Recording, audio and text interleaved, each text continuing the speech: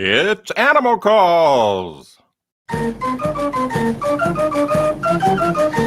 Does your dog seem like he's on doggy downers? Does your cat act less than catty? Does your horse keep saying, of course, just to agree with you instead of saying what he really wants?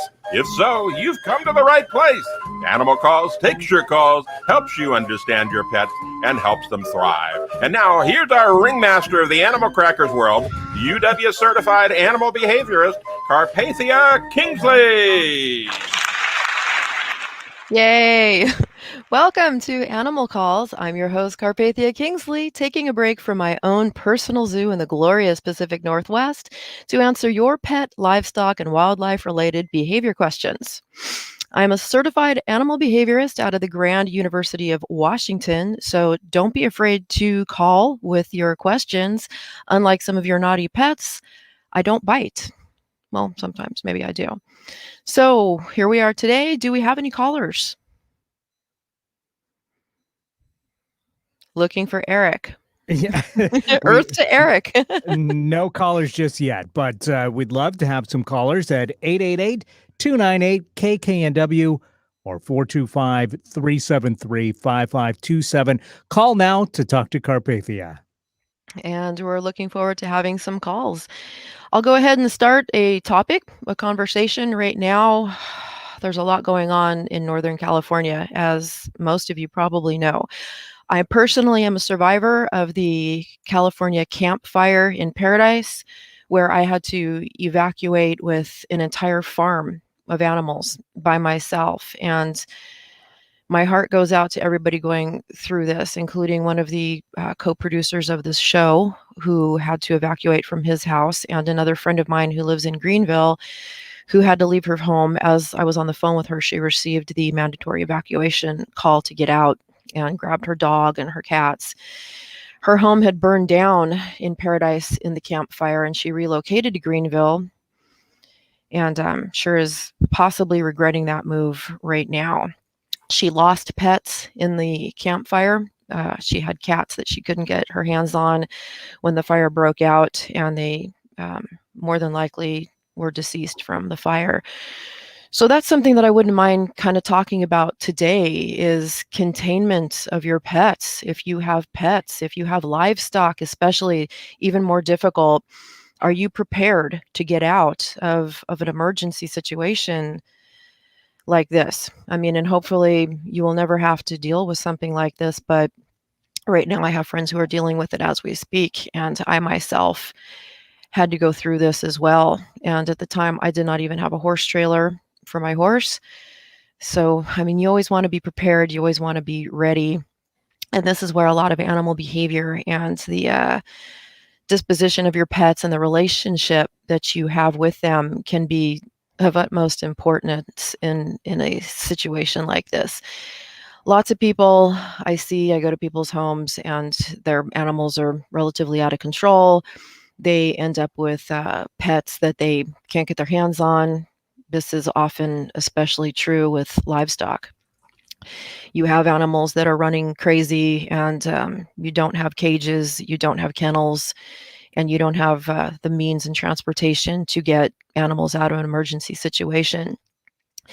Don't just chalk it up to thinking someone's going to be there for you. Don't just chalk it up to thinking that someone's going to come to your rescue and be there for you to scoop you up and all of your animals when this is happening, because I'm telling you, everybody's got their hands tied. There may not be communication back and forth.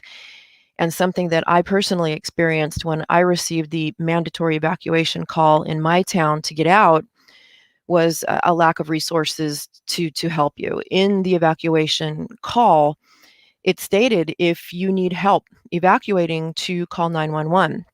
I immediately promptly called 911 and got a person on the line who was saying, we're prioritizing human life right now. I couldn't even grasp this. My mind couldn't even process what was going on. It was happening so fast. And I just pleaded my case to this lady on the phone saying, I have a farm and I'm here by myself. I'm going to need help getting out of here. I need help evacuating. And she had said, we're prioritizing human life. But hang on and I'll get you to the substation to talk to a sheriff. When they tried to connect me to the substation, the line started screeching and went dead. And then the electricity went out and there was no power. There was no cell phone reception due to lines burning and smoke in the air and all this, where you were just jettisoned back into what seemed like the 1800s, and you're just on your own. You're sitting there on your own having to deal with this. I was sick to my stomach just running back and forth grabbing cages upon cages, which fortunately was something that I collected, kennels and cages, and I started putting little tags on each one of them of who's going in where, and separating my roosters from my chickens and my geese. And I had my horse and my goat and my dogs. I had a whole thing going on up in the mountains there, and just playing Tetris, packing all of these kennels and cages into an SUV, and not having a horse trailer, and looking at my horse and thinking, this is it. I don't know what I'm going to do with him. And a lot of people have their thoughts and their opinions on how they would deal with a situation like this. Well, let the horse go. Let the horse go free. In my situation, I would ride my horse to the mailbox. The mailbox is all the way out at the main road, which is the only road out at this point. And I knew that if I were to set him loose, he's going to run right towards the mailboxes, possibly get hit by a car. Not only is he being jeopardized now, but you drop a 1,000-pound animal on the only road out, and now you're putting humans and everyone at risk. So that wasn't something I could do. And there's a lot of things to consider. They tell you don't leave halters on your horse, but then some people will say write your phone number on your horse's halter. You don't want nylon halters, because nylon halters can burn and actually singe and adhere to the horse. So leather is better. If you don't have a halter at all, there's products you can use like Blue Coat, which most people who have livestock know what Blue Coat is. It comes in a spray can. It's an antiseptic and antifungal medication that we use, but you can also use it like spray paint and write your phone number on your horse's hips. Speaking of phone numbers, we should announce to call 425-373-5527 to talk to Karpathia about any topic about animals you might have. You can also visit our website at animalcallsradio.com. Again, the number 425-373-5527. Thank you, Anthony. Thank you very much. And please visit our website. We are completely running off of sponsors, advertisers, and donations. So if you would like to jump in on that, we would love to invite you to do that and to have you. So back to what I was saying in regards to evacuating with livestock, say you have a dark colored horse, that's going to be more problematic with trying to mark them with some kind of a dark stain with your telephone numbers and whatnot. And then another thing, when you're going 100 miles an hour and your mind is shot, I started writing phone numbers on my horse's halter. And what I wrote was my landline, not thinking that, if my house burns down, that's probably not going to be a functioning telephone number anymore. So there's so many things that you want to prepare for ahead when you have your wits about you, because when this happens, and hopefully it never does, you're not going to really have your wits about you. And, if you do, kudos to you for being able to keep it together. My friend who I was on the phone with yesterday was remaining very calm, very, very calm. She even got a first warning call with an evacuation warning that she calmly sat there and read, and it wasn't for her immediate area because she had it set to a 40-mile radius. Then as I was on the phone with her, the second warning came in, and that was for her. And she just very calmly said, I have to go. And she was out of there. So have a plan, super important, but also to have a good relationship with your animals is crucial. And in situations like this, it can be, beyond crucial. It can be something that saves lives. I remember apologizing to so many of my animals because of the almost brutality that I was having to put them through to contain them and get them in little cages that I could shove into the back of an SUV. And, I'm doing this with geese, and having to know that I have a male and female geese that are a bonded mated pair. So the male can be quite aggressive, and that's his job, protecting the female, as it should be. So it's important to know how to manage your animals. In that case, you want to get him first. You're not going to get her first. If you go for her first, the male is going to do his job and go on the attack, and then this is going to throw you off. So I knew to grab him first and contain him, and then getting her was easy, and containing her. So again, I also have finches. I was having to catch them by hand from a flight cage to pack them into a smaller cage to put into the car. And again, have little nets. Go to the dollar store and get those little butterfly nets, something that you can fit through the door of a bird cage. Another good one to have is nets that you get for a fish tank.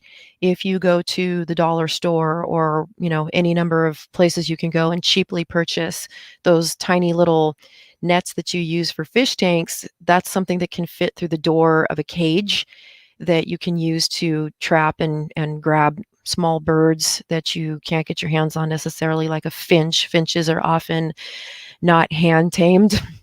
Some of mine I've had since they were hatched out of eggs, but they're not really much of a hands-on bird. It causes them a lot of stress to manage that. I also have a parrot, a conure, who's a piece of cake to get your hands on. I hand tamed him and raised him from a baby, so that was very easy. But you want to be able to manage your animals, and you want to have a plan as to who to get first, what kind of cages they can fit in, a vehicle that that you have that has gas in it, that has a good battery in it, that you can use to pack your animals into. All of these things are just so important. And to have gasoline. Another thing that happens often in fires when the power is shut off is the gas stations will be closed. So you want to have all this ready and set ahead. Know how to hook up your horse trailer, know where your cages are, have everything ready and prepared. Be prepared.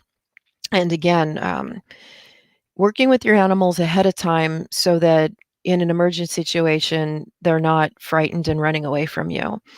I've known a lot of people that had to leave animals behind, such as cats, often livestock, because they're not handled enough. And sometimes that's just not something we can really do much about.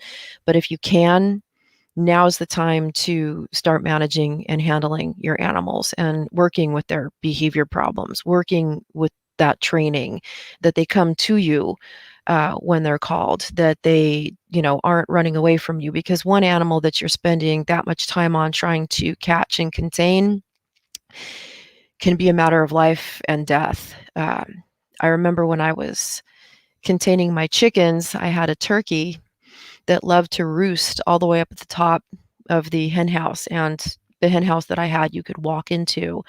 So when I say up at the top, I mean like she's 7 feet up in the air, and I needed to get her. What are you going to do with a 20-pound turkey that you don't want to have become a premature Thanksgiving dinner, right?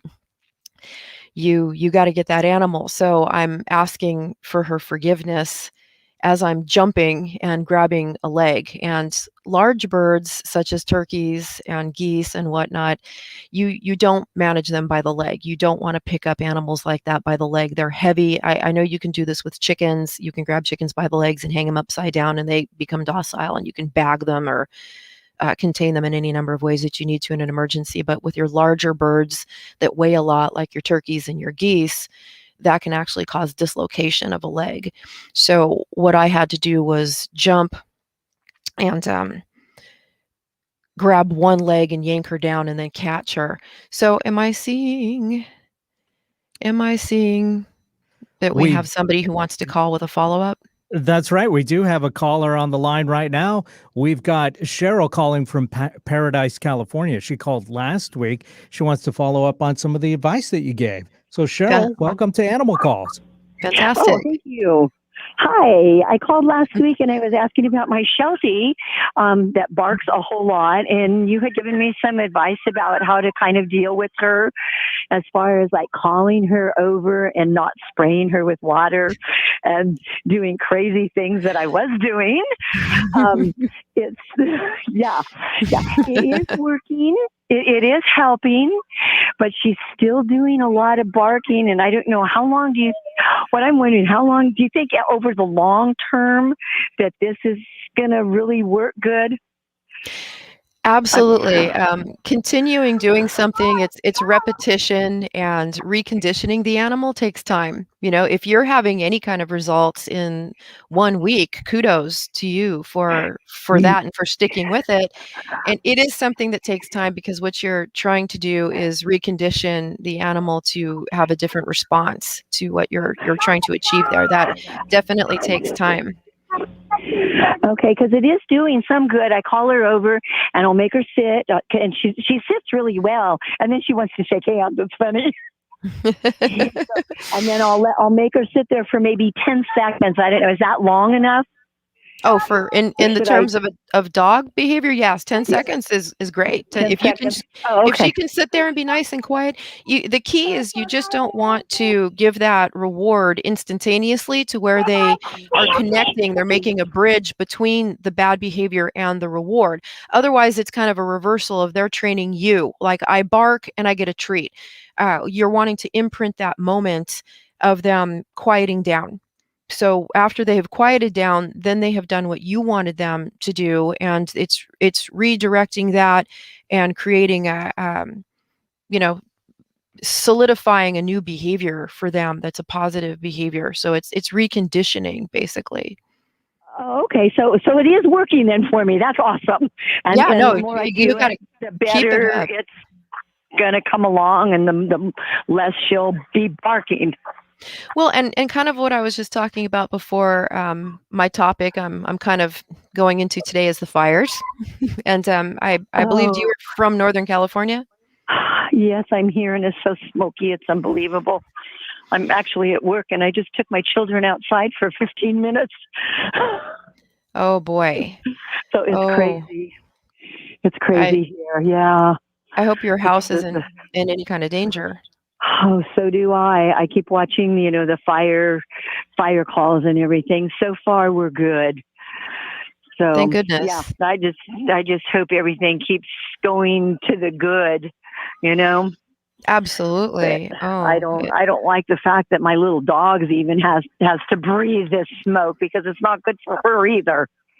well, and It's this is one of those terrible. situations too, where if she was used to having a water bottle shot at her, you don't want her to panic in something like this, where you potentially could have an emergency where you need to get her out and have her want to be running away from you, because she's used to being punished when she's doing something wrong, where she might run and hide and run away from you.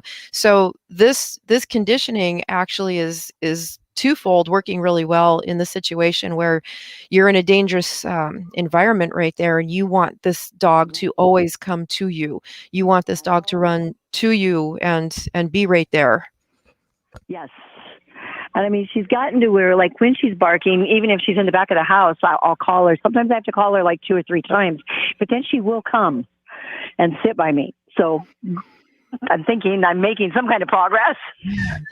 You just keep that up, and like I Okay. say, once you've got that and you've redirected that behavior to that, you can continue with different things of which you would like the dog to do. Sometimes, it would be when you get them to stop barking to come and sit down, and just that is the new command of redirecting that into a training technique of, this is what you're going to do, instead of sitting there and barking at whatever things that you're barking at that isn't what you want the dog to be barking at. And be mindful that sometimes you do want the dog to be barking to alert you to something like smoke. Speaking of barking, we're hoping that you will call in and bark at us. Our call-in number, if you'd like to ask a question of Karpathia, is 425-373-5527, or toll free 888-298-KKNW, which is 888-298-5569, or 425-373-5527. Visit our website at animalcallsradio.com for more information. No, we do hope you do visit the website and follow us there. And you can even watch us and live stream us from different locations on the internet. And we'll get you the information to do that as well. I believe it is up on the website. Is it not?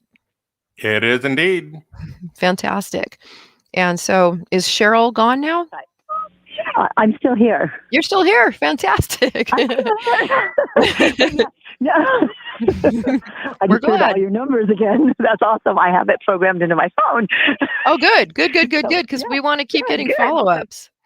Absolutely. And I will keep you informed and anything else, that works. Because I want her to come when I call her. I don't want her to be afraid of me, because I need her to come. And I need her to bark when there's people outside. I need her to bark if somebody's at the front door or if there's something crazy going on outside. So I don't want to discourage that part of it. Well, and see, that's the big issue with a lot of this. Dogs barking is their form of communicating.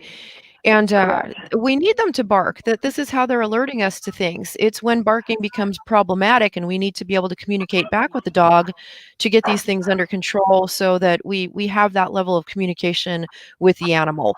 Why are you barking is the big question, rather than how do I Correct. just stop the dog from barking? I especially with Shelties, oh my goodness, do I hear a lot of people say that they want to have the animal debarked. And I mean, That's unless terrible. No. Yeah. You don't want to do that. Oh, good In- grief. unless it's a matter of there's no way to get this dog into a home and this dog's going to be euthanized. There's things that are just I am very against it unless there's just absolutely no option other than having the dog destroyed, and I don't like hearing that. But again, it's understanding the dog and where they're coming from and establishing communication and a relationship with the animal so that why is this animal barking. I have a bird that will scream his little head off if I'm cooking and he smells smoke. So do I get mad at him for screaming his head off? No, I think that it's fantastic that he will do that because I have a feeling if he makes that particular noise and I have learned what that noise is, it may be because of smoke. And it looks like we have another caller on the line. So Cheryl, if you would like to call us back next week, if you can, and let us know how that is going. And, God bless you with the fire. We're prayers for everybody affected by the Dixie fire and all the other fires going on right now. Okay, thank you very much. I've got lots of good information now. Thank you. Take care. Bye-bye. Bye. Okay, bye-bye. We have Jeff from Magalia with a cat question. That's right. Jeff, you're on Animal Calls. Hello, Jeff. What's our cat question? My cat's breath smells like cat food. Well, have you asked your cat what your breath smells like? Oh, God, no. Tell me the truth. No, I too was, I'm up here in Magalia, and I have this tortie cat. I guess she's a tortie, calico-looking thing. And I'm just going to throw in real quick. Almost always those are female, by the way. It's a phenotype thing that it's almost entirely female cats that are calico. Go on. Yeah, that's what I heard. But when we evacuated during the campfire, we had to put our cats in a bed to take care of them because we were, on the road. And ever since we got back, Alley Cat is by my side. I leave, she's in the window. I come home, she's in the window.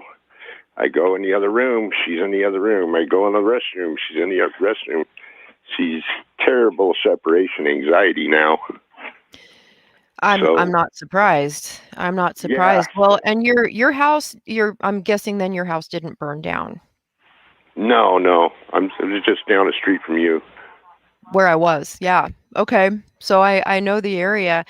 Animals, especially cats, dogs in particular, but cats as well, they're very scent oriented. And you brought the cat back into the same house where it had this traumatic experience of, the cat knows it smells smoke and this is not a good situation.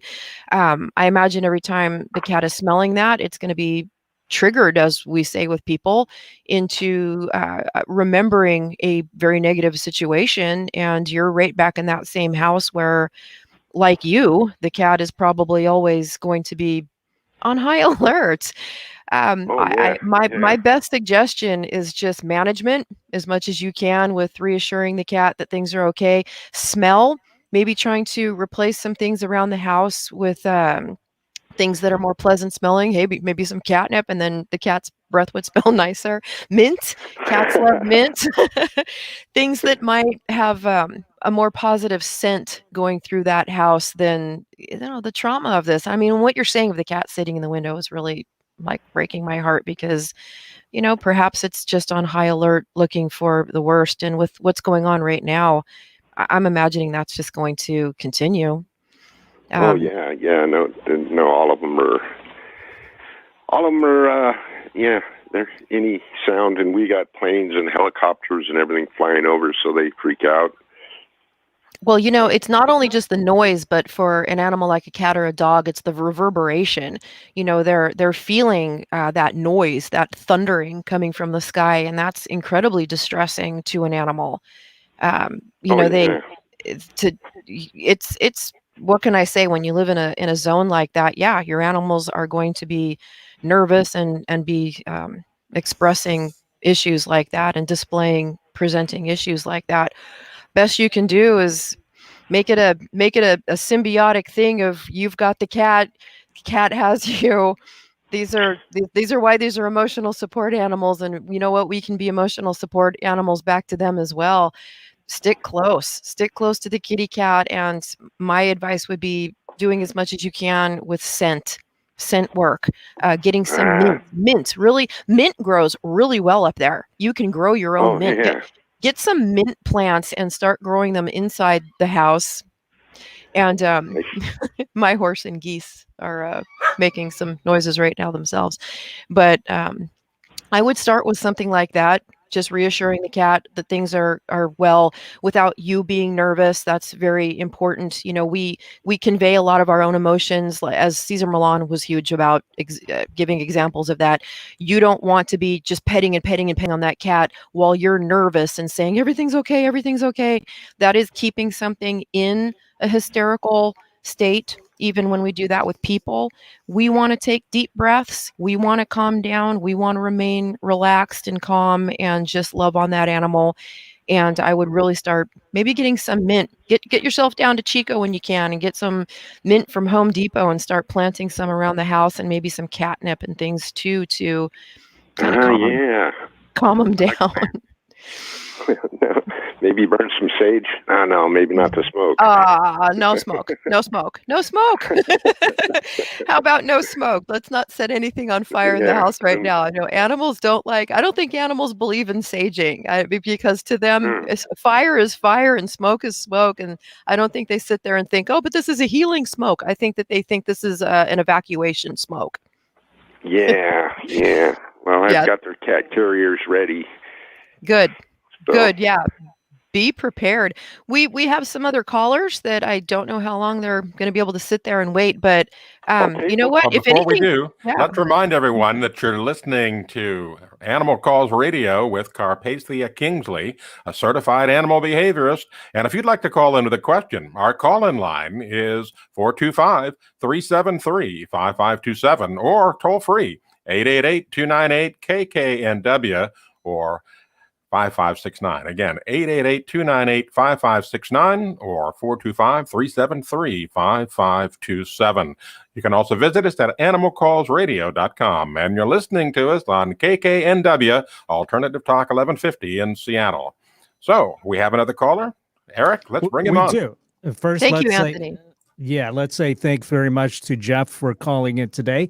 And now we'll move on to David calling from Alabama. He's got a question about his puppy. Oh, goodness. How are we doing today, David? I'm doing just fine, KK. I've got a little 6-month-old half Chihuahua, half weenie dog. So a Chiweenie, if you will. Yeah. A Chiweenie. That's what it is. Shoot her in the butt. And her brother lives next door. and they play a lot.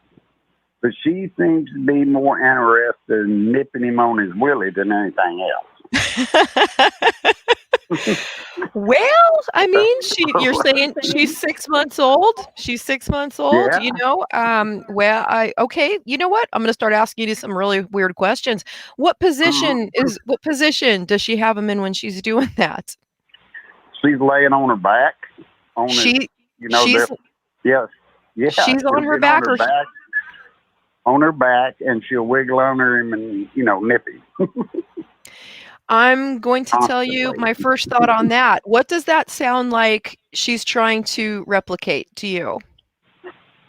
Well, I don't know. This is a little baby dog. 6 months old is actually, they're immature. They're physically more mature, but they are still very much mentally and emotionally immature. That honestly sounds to me like she's looking for a nipple.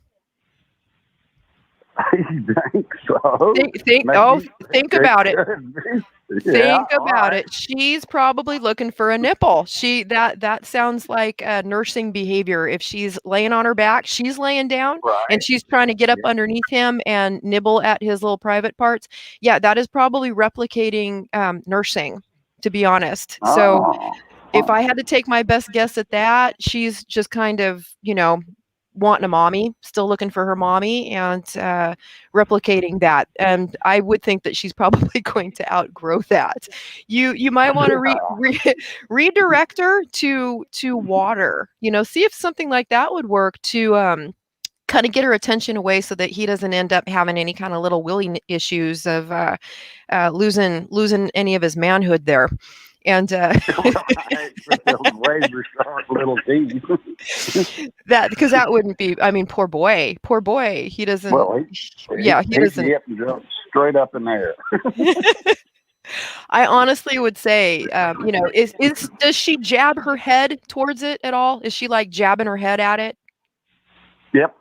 Okay, yeah, that's nursing behavior. She probably thinks that's a nipple. She probably thinks that's a nipple, and she's and we don't, I don't even want to say this, but we don't want her getting milk out of that. We don't want her getting any milk out of that. So I would try to kind of redirect her when she does. Give her some love, and redirect her to a bowl of water. Is fine. I give my dogs on occasion raw goat milk, and I've never had an issue with them doing that. I would think twice about cow milk, because it does have lactose in it, and animals can have sensitivities to that. But honestly, you can't go wrong with goat milk generally if she's wanting something like that, and just redirecting the behavior, because I certainly don't want it to be rewarded in any way. You know what I mean? Right. Yeah. I was a little concerned about that behavior. I think she's going to be just fine. I know she's immature, and it's not. She's not in heat or nothing like that, so she's not interested in nothing like that. No, and she doesn't have any problem with milk. I just give her a little bit of, like about once a week. Yeah. But, I don't really give her much milk.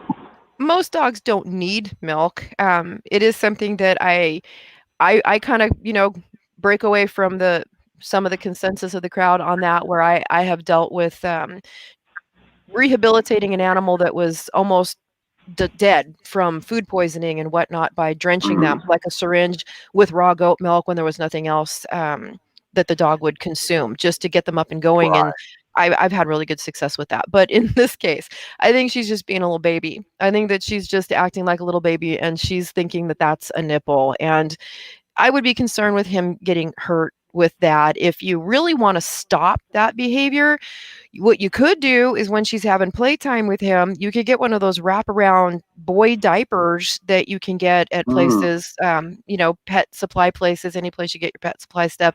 It's a belly band that you wrap around the midsection, and this also keeps the animal from, if they do marking, if a male is peeing in the house or marking.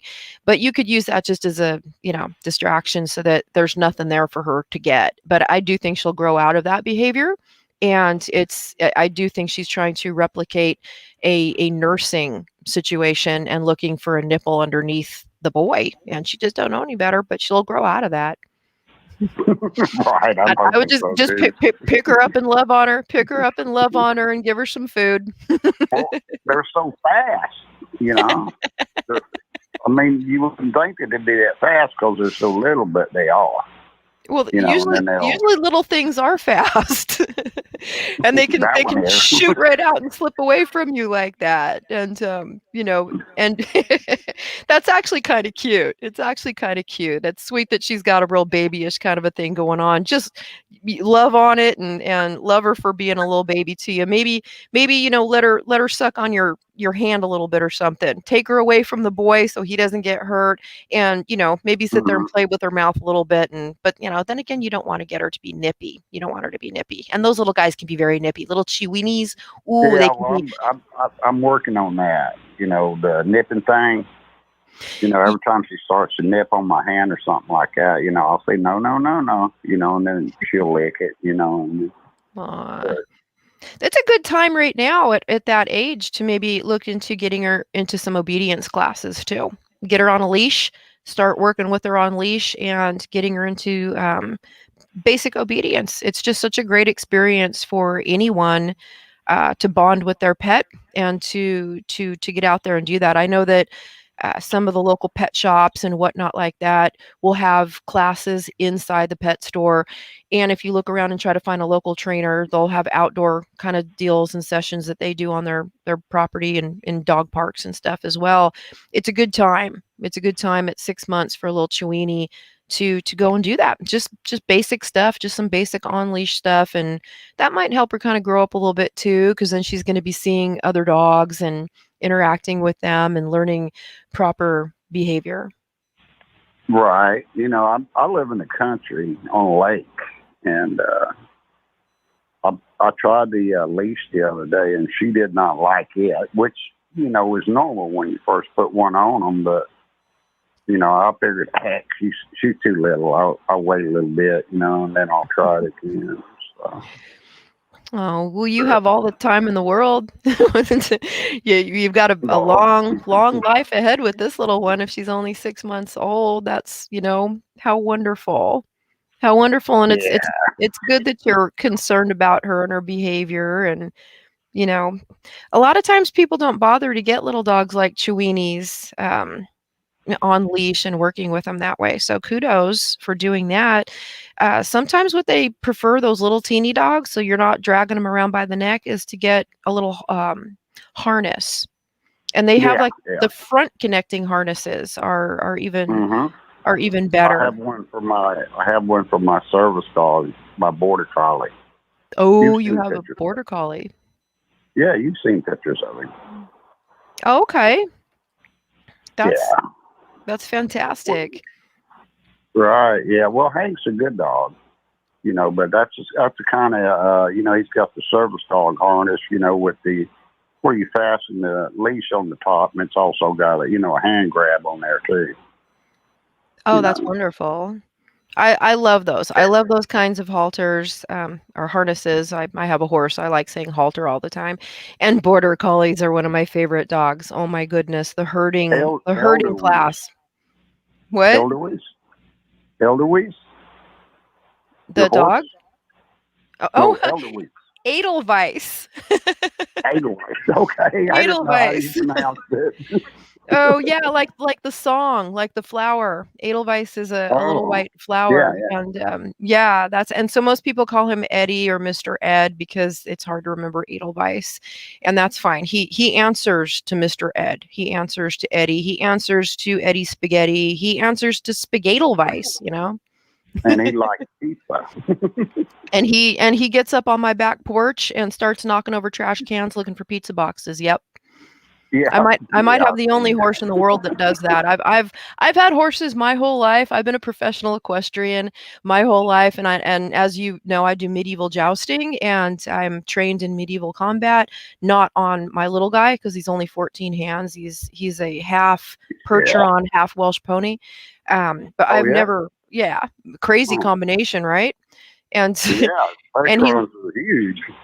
and then Welsh ponies are real little, and he's half and half. But so he's unlike any horse I've ever had. You know, I have never had a horse before that would go looking through trash cans for pizza and eating pizza for his birthday. And I'm not sitting here telling people that they ought to feed their horses pizza and chicken sandwiches and all that. You should I'm especially not feed them beefaroni like on Seinfeld. was it beefaroni? I thought it was a can of beans. Because I thought it was a can of beans.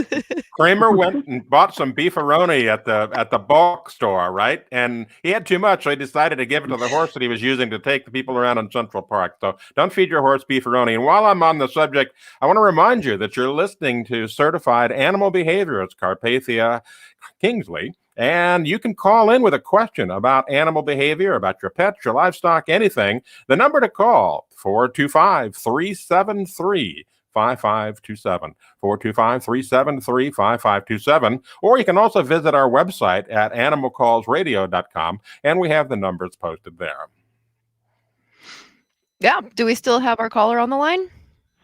Yeah, I'm still here.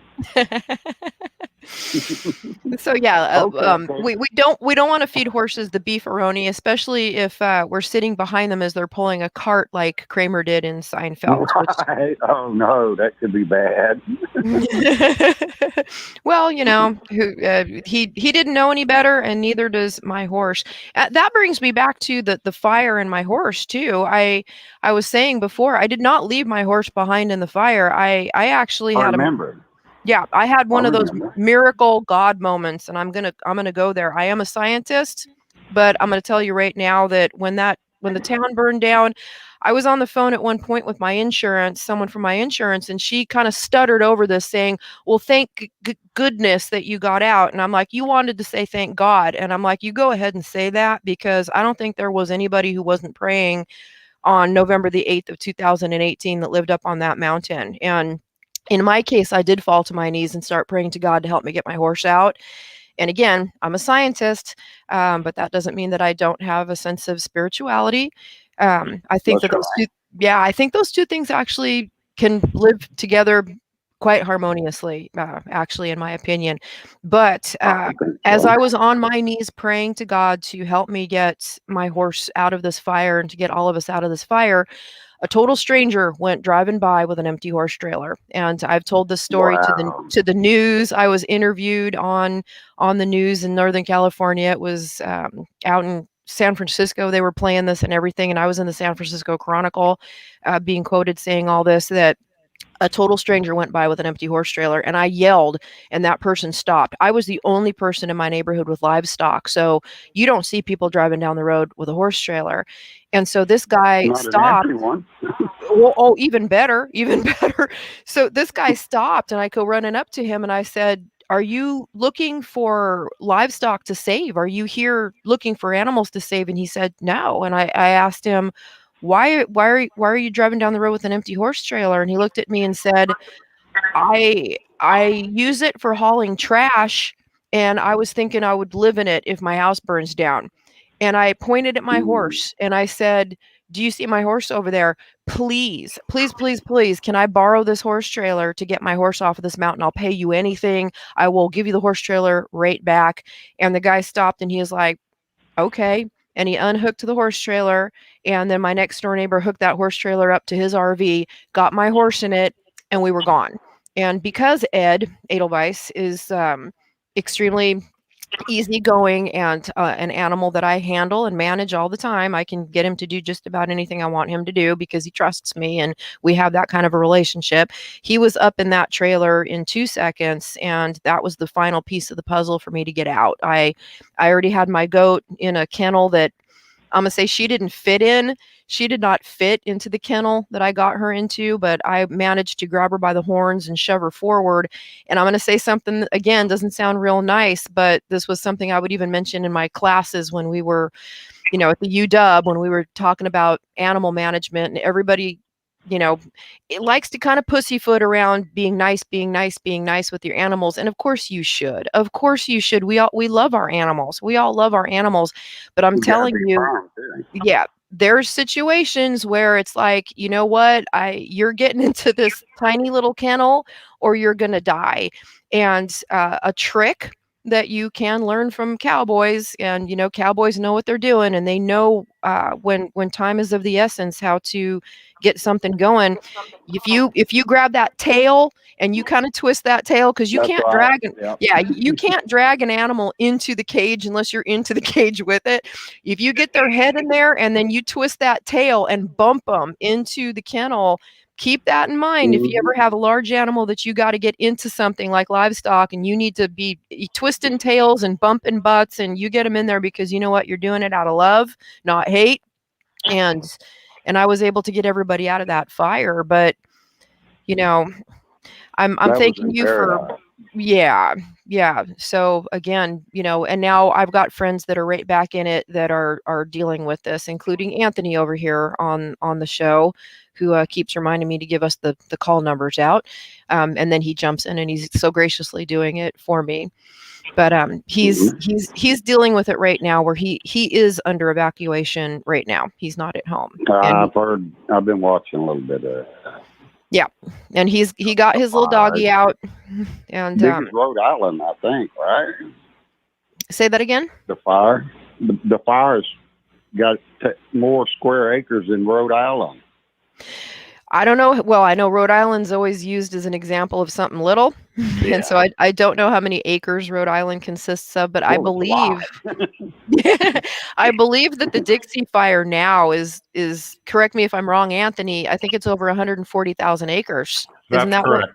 It is. And there's lots of people dealing with animal evacuation issues up there. The woods are evacuating. The animals run. Yeah. The ones that can. Well, yeah, and that creates a sad situation too. I was mentioning last week, I had to go back and live up there after the fire, because my house did not burn.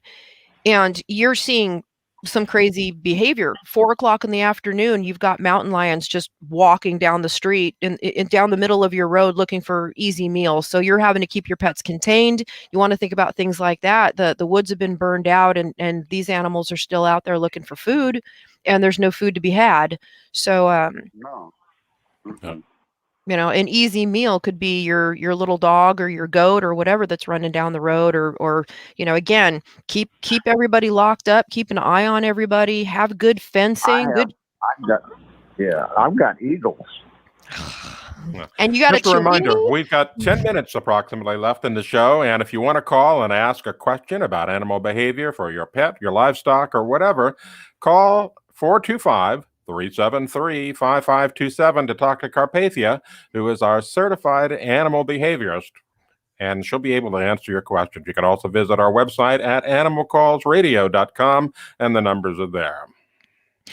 Now, I'm going to get back to what you were just saying about having a little 6-month-old Chiweenie and eagles. Talk to me about that. Would you have trees around? Is this possibly a threat? Oh, yeah. I've got mountains, they're little mountains, and I live right on I live below the dam on a lake, and the fishing's fantastic, and I've got several families of ocelots. And then I have several families of bald eagles, too. So I don't let my dog run out in the yard much.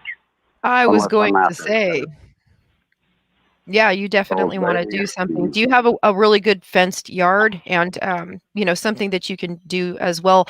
I live in an area, too, in the woods where we have tons of bald eagles and we have vultures and you name it. And I had a situation, you'll like this, where there was just my baby goats had just been born, and I'm out there watching these little things bounce around like little bunny rabbits. And all of a sudden, there's this huge influx of bald eagles and vultures all over the place. And I'm thinking, great, I got these little baby goats out there. So I mentioned it to my next door neighbor and told him, he's got goats. Have you noticed all of these bald eagles? What's with all the bald eagles? And he goes, well, that's probably my fault, because he said he found a dead deer and he gutted it and he cleaned it and used it, for food, but he dumped all the guts out in the woods. So, hey, thanks for attracting every bald eagle and vulture in town. So what I did was I went to the dollar store and I got a bunch of those little cheap flags that are strung together. And I did that just back and forth all over the top of the goat pen. It looks like a used goat sales lot right now. But anything that you can do that would distract an aerial attack, animals like eagles and hawks and whatnot, they rely on ambushing, and that's knowing that they're going to come down and they want to nail their prey out of nowhere and pull an ambush on it. And they know that they have to have a clear shot coming in and they need a clear shot going out. That's why your biggest issue would be something little running in a big open field. That's a easy one for them to swoop down and hit and take. So you want to put up as many distractions as you can up in the yard. Anything shiny, things that flicker, stringing wires back and forth and hanging CDs on them. Anything that they think they could get tangled up in is a huge dissuasion for them to not swoop in and try and get you. And you're also dealing with animals on the ground, like you're saying, small wild cats. Did you say ocelots? Ocelot, yeah. See, You've got wild ocelots? I do. No, not the four-legged kind. The ones with wings. An ocelot. Okay, not an ocelot. An ocelot is a little cat. Well, I mean, it's a wild cat. Yeah.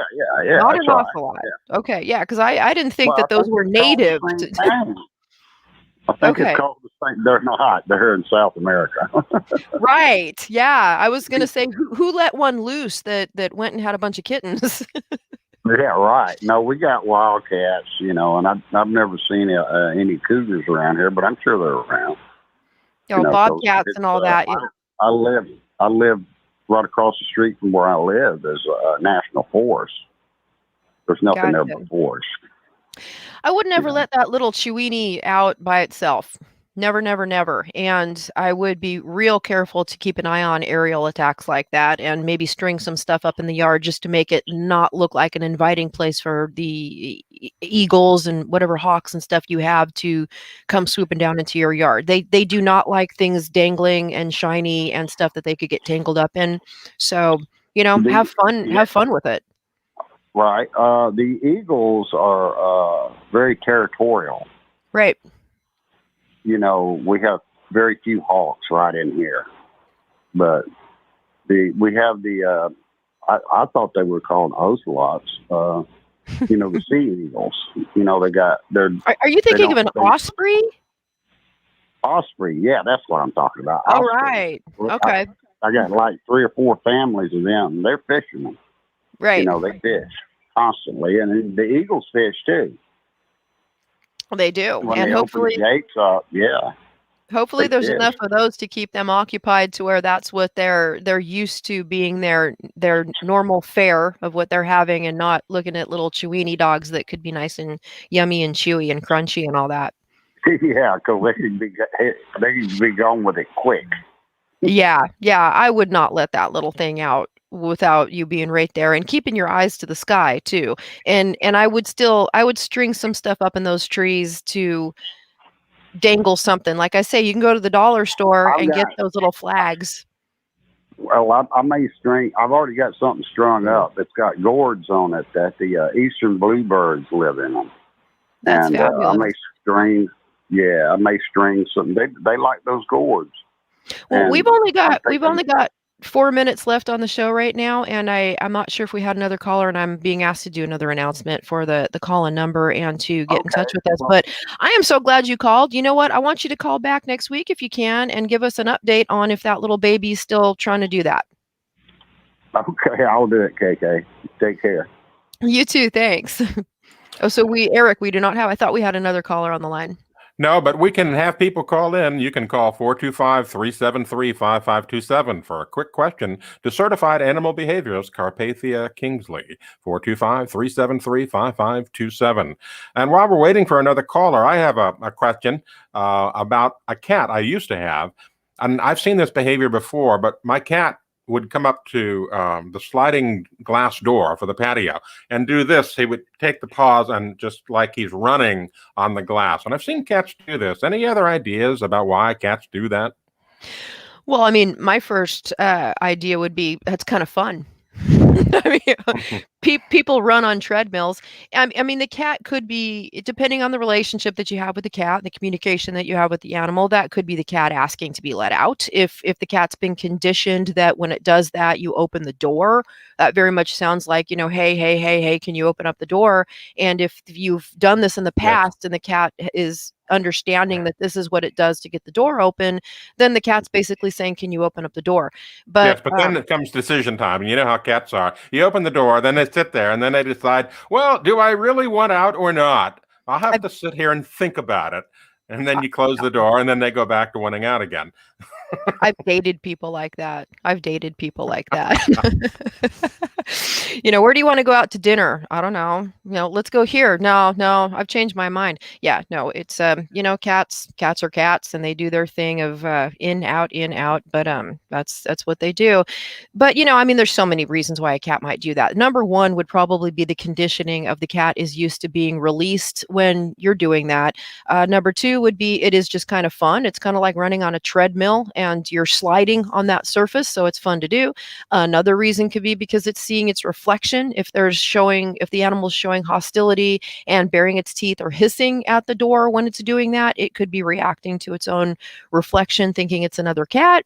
And sometimes there is another cat or an animal out there that they see and they're wanting to get at that, so they're going for it. So, there's so many reasons. That's why sometimes we have to go into a person's house and watch what's going on. Is this our takeout music? It All is. right. Well, as we sign out for the day, remember, these are my monkeys. This is my circus, and I am the ringmaster. You can enjoy my show every Friday at the noon hour here at KKNW 1150 AM radio. And if you have any questions or show ideas, visit animalcallsradio.com and drop us a note.